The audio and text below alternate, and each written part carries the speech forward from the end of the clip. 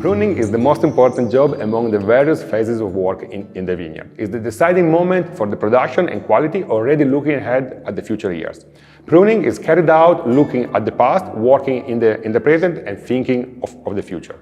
Pruning has three main concepts. Firstly, renew plants by stimulating it to produce new shoots, promoting the longevity of the wine. Second, facilitate a qualitative and quantitative production from the vine. Thirdly, prepare plants for the pruning and production of the future years. Pruning in Piemonte is generally carried out between January and March.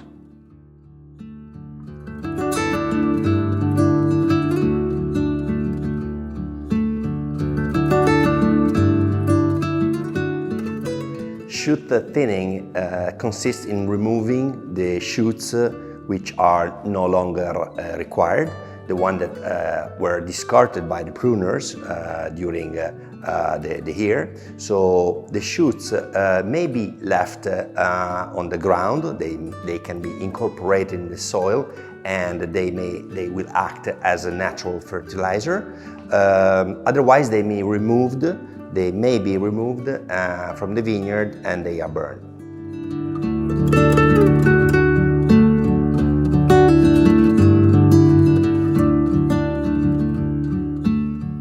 Tying is carried out to extend the fruiting cane, a cane capable of bearing fruit for the current year.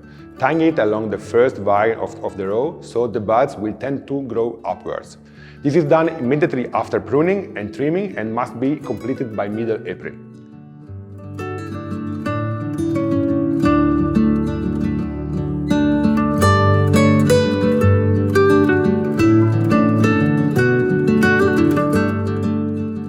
We are talking about two different main green operation that we are doing right now in the vineyards in the first days of May, beginning until middle of May. Disbudding and scarzolatura. Scarzolatura means take off all the small shoot, the suckers on the trunk of the vine. And this is very important to clean the vine during this time, also because to clean the vine, and then that suckers, they are not able to produce grape, so we don't need it. And then on the top, we are doing the disbudding. Disbudding means cleaning the cane, the fruiting cane, so take off, remove, means to remove any twin buds growing very close to the main bud. We need just one small shoot for the next production of the grape.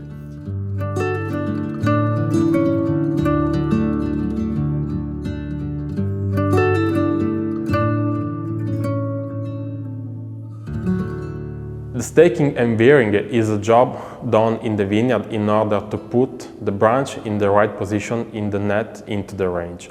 That work is important in order to avoid cluster of vegetation and help the grape to be far from mushroom and other diseases that can attack the branches. Normally this job is carried out between the end of May and the beginning of June.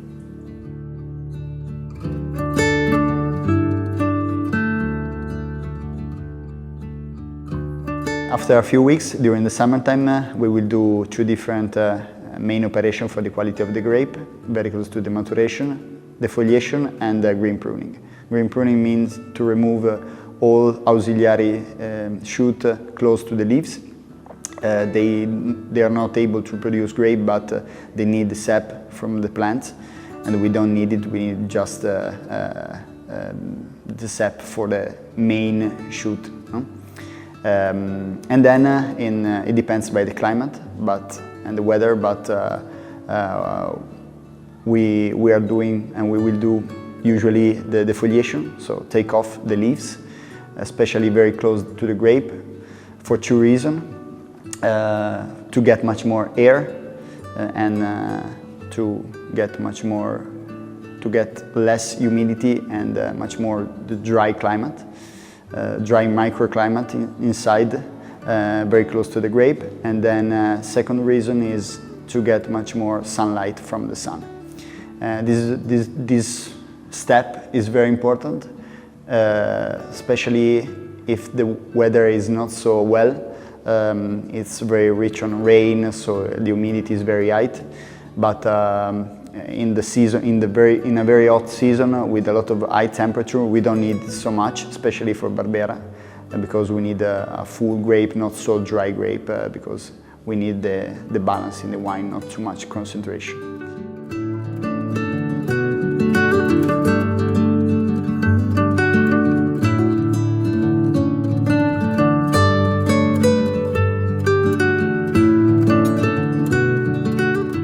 Thinning, carried out in August, is another important job since it will reduce the production of grapes to improve their quality. Removing any excess branches that have not reached optimum ripeness will help direct nutrients to the remaining branches, encouraging them to improve their maturity.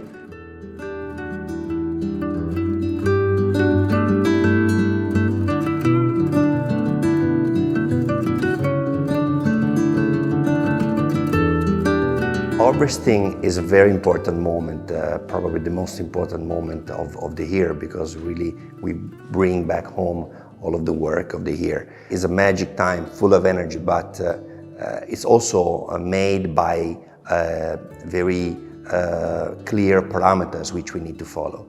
One parameter is a visual criteria which we need to follow.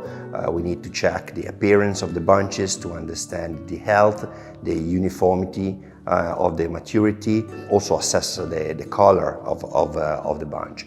At the same time, the taste criteria is very important, probably the most important criteria which we need to follow. And it's about tasting sample bunches and understand the degree of maturity, of course in consideration of the goal that we have in winemaking. And also the third, very important, is an analytical criteria which is about the testing, have a laboratory test about the acid profile, the sugar contents, and also the phenolic, let's say the color quantity. All of the three are equally important and must go together.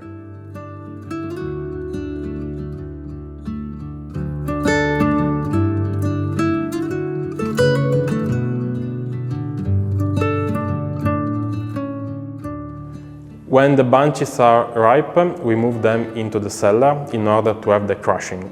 In the first step, there is the separation of the berries from the stem in order to avoid green taste after into the must. After the berries are gently pressed and both the skin and the phlegm are moved into the tanks for the alcoholic fermentation. The alcoholic fermentation is a process which consists in the transformation of the sugar into the alcohol with production of carbon dioxide.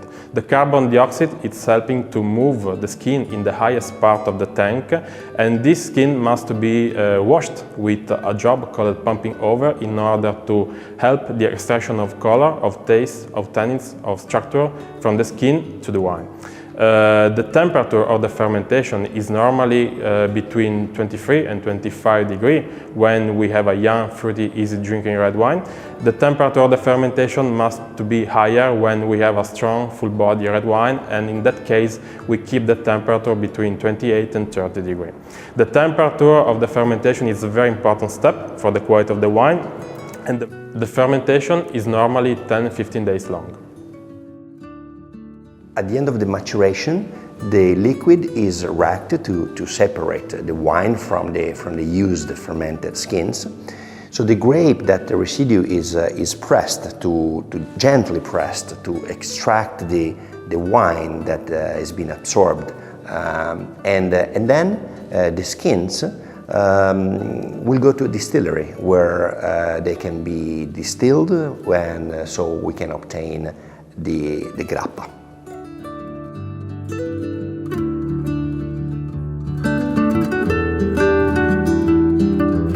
About the cellar, we are talking about the pouring and the removing of the lees. We can do it in 2 times, one after the alcoholic fermentation. We can move the wine once to clean a little bit the wine, but basically in the red wine we wait the malolactic fermentation, so the change between malic acid and lactic acid. So at the end of that fermentation, we move the wine in another tank and we remove the lees in the bottom of the tank, the heavy lees, because the wine is still very cloudy, very dirty, so we need to clean it, and we need to get the wine ready to be aged in barrique for the top wine or for the young wine in a steel tank. Tasting the wine periodically in the cellar is very important. We need to follow the development and as well to check that everything goes well. That's a very, very important, is an amount of care that we really need to put in our wines.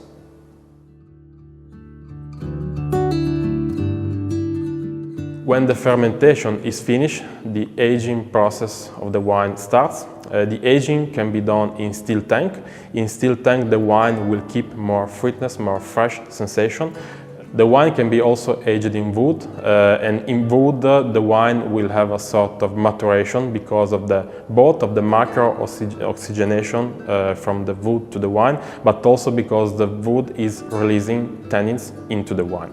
Depending on the size of the barrel, as bigger will be the size of the barrel, as slow will be the maturation and the tannin release to the wine. Aging in wood will be done until the wine will have a perfect balance with the wood. And after, the wine will be moved out from the barrel and bottled.